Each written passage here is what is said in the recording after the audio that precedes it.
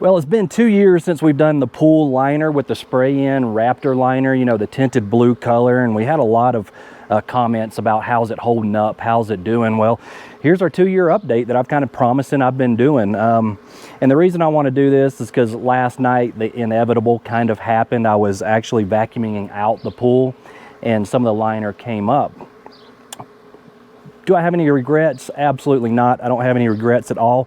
The liner has held up great over the last 2 years with all the abuse that we've given it in and out. You know, the chlorine, I can tell that the color has faded just a little bit. I've got another pool on the other side that we have not put water in that we sprayed. So you can tell the liner has just faded just ever so slightly, but not bad at all. I think it still looks great. Again, the skimmer is a huge part of the success of this pool. You really need the skimmer. I've got some rust spots here where someone actually suggested I use a magnet instead of the clamp. The clamp just works best for me. And I used a magnet there and it put some rust stains on the liner itself, which no big deal, but I did take the magnet back off and went back to the clamp. I'm going to turn the pump off. Again, this large sand filter and pump is just great. Whenever we have a storm and the water gets dirty, literally within 15 minutes, this will just make the water crystal clear again. I love this pump. The sand is starting to get a little dirty, so I'm actually going to try the cotton balls. You know, different than the sand. It's like the fluff balls. I've heard different reviews on either way, but I want to try that this go around because we've got these cottonwood trees that put a bunch of cotton into the pool and it just clogs up the sand real bad for some reason. So I don't know if you can see it. There is some brown specks down in the bottom of the pool that when I stained my fence here, I got some overspray in the pool. I didn't realize it when I was on the back side, overspray was coming in. So that's what the brown spots are. Now over here,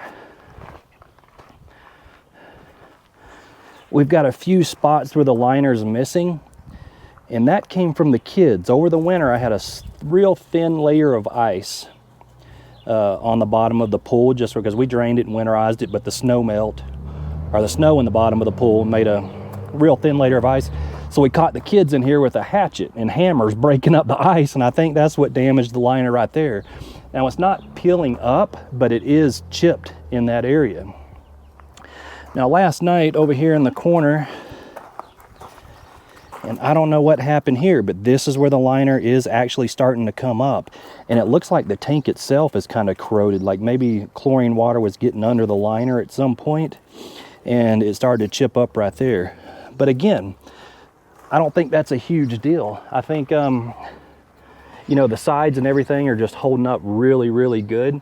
And I would absolutely do it again, no problem. But I think what I'm gonna do, well, I had the heater running, I was just feeling the water is really warm, nice. But I think what I'm gonna do is I'm gonna drain the water tonight, this week, and I'm gonna get some marine grade epoxy. I'm gonna fix those little chips and fix this area right here, and maybe just a couple other little spots that might be a little concerning.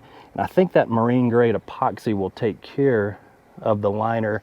And maybe if we get another, I don't know, year, 2 years out of the liner, I think it's worth every penny. We've enjoyed it so much. So I think I'm gonna stick with that. Hopefully that'll, and then when I put the marine grade, I think I'm just gonna paint it blue. I got, actually tested it. I got like a blue paint pen that is almost exactly the same color as this liner. So I'll paint that, and I think that's gonna take care of it. Other than that, let's talk about the heater system a little more, because I know a lot of people are asking me about the heaters. And they've worked really, really well. This is, I know it's kind of a mess over here. This is my setup. Again, the C-flow pump down here. This is my second pump. I know a lot of people are concerned about the duty cycle of this pump. I run this for hours and hours and hours at a time. I mean, gosh, I probably got hundreds and hundreds of hours on the original C-flow pump. So this is my second one, $100 pump. I would absolutely buy another one, and I did. You know, that pump didn't owe me anything. I'm very impressed at how long it lasts. What happens, I let it out or left it out during the winter, and I think water actually got into the pump, or it froze and it cracked. So it's kind of my fault that I'm on my second pump. This pump does have enough volume to run 2 heaters, so I don't have to run 2 pumps. This is one of the original heaters that I've had since the beginning. I do have a new heater because, again, you know, in our area, it's 50 degrees one night, and then the next night it's below freezing. That's just the nature of living in our climate. And actually froze that heater, and it exploded on the inside of it. So this is the new one, which I bought just like the old one, because again, we got 2 years out of these heaters, and for the price, worth every penny. Usually I'll just run 1 heater in the summertime, and it'll heat that pool up in a matter, I don't know, hour and a half, 2 hours to a nice warm temperature, and we can get up over 100 degrees in less than 3 hours with just 1 heater. But when really cold outside, I'll run both heaters. I'm going to leave a link in the description for those heaters, because those are the ones that worked best for us. This heater here is brand new. This is the one I bought. It's a 20 liter. I thought maybe it looked a little better quality. Again, it's brand new, but it's been sitting outside, so it's a little dirty. I could not keep this heater on. For some reason, it only just run for so long and just cut off. It's not nearly as reliable as the original style. This is the one that actually blew up. This is the one I bought to replace it. It didn't work as good, so that's why I went back with this style. And again, I'm going to leave a link in the description for that heater, exactly where I got it, and for the C-Flow pump. Is that how you say it? C-Flow? Yeah, that's how you say it. But other than that, you know, the plumbing is very straightforward. I just used garden hose. I just cut them up in sections and just put little ends on the end of the garden hose, and that's how I did all my plumbing. I've got 1 inlet from the pool going into the C-Flow pump, and then I'll put a T on the other side of the pump, and I'll just T it, the outlet, into both heaters. And then this is the other pool that we did for our neighbor. We have yet to take it down to his cabin, but you can see that the color is just a little brighter than in our pool. This one has not had water in it yet, so hopefully we'll be taking it down there this month and getting it filled up and getting it ready to go. But again, this is the second pool we've done, and I really like it. As far as the prep work, all I did was sand it with Scotch-Brite pads. Real good. I did the walls, the bottom. I actually put the Scotch-Brite pads on an orbital sander. I sanded the whole entire pool, and then I used acetone to clean everything after I sand it. And then I used Raptor Liner's Adhesion Promoter to spray all over the surface of it. I used 2 cans of Adhesion Promoter, U-Poles Raptor Liner. I'll leave a link for that as well in the description. I just sprayed the whole entire surface of the pool, paying close attention to the sealant itself. I put a good coat of Adhesion Liner on that. A lot of people say to prime the surface first.